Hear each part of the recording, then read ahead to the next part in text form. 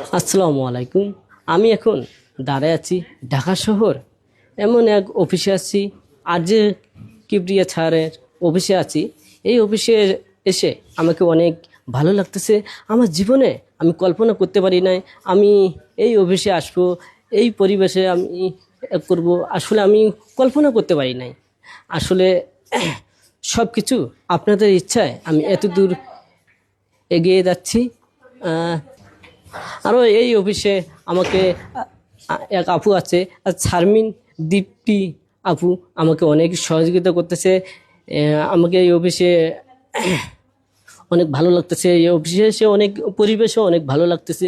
এমন যে মনের ভিতরে আমার শান্তি আমি জীবনে কল্পনা করতে পারি নাই। আপনারা সবাই আমাকে ভালোবেসে যাবেন। আমরা যে দীপ্তি আপু আছে, তার অফিসে একটু রেস্ট নেব, তারপর 7টা বেজে আমাদের অনুষ্ঠান শুরু হবে।